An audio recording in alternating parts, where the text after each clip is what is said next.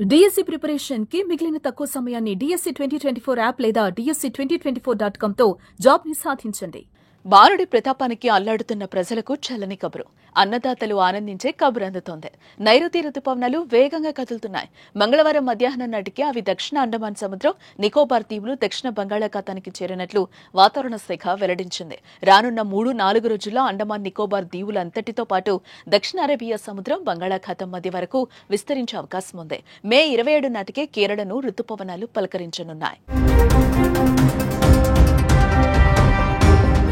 గతేడాది మే 30న దేశంలోకి నైరుతి రుతుపవనాలు ప్రవేశించగా ఈసారి 3 రోజులు ముందుగా రుతుపవనాలు కేరళను తాకనున్నట్లుగా వాతావరణ శాఖ అధికారులు చెబుతున్నారు.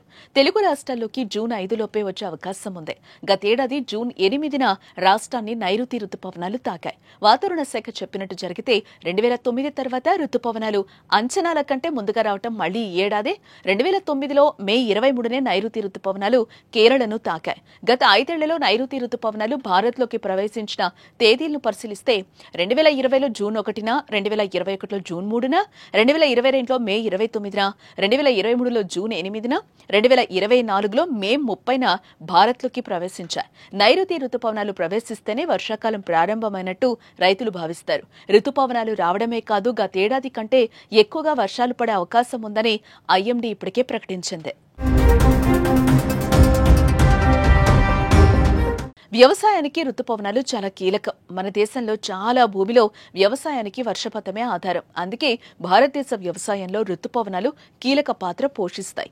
సాధారణం కంటే ఎక్కువ వర్షపాతం పంటల దిగుబడిని పెంచడానికి దోహదపడటమే కాకుండా సాగు, తాగునీటికి అవసరమైన రిజర్వాయర్లను నింపడానికి సహాయపడుతుంది.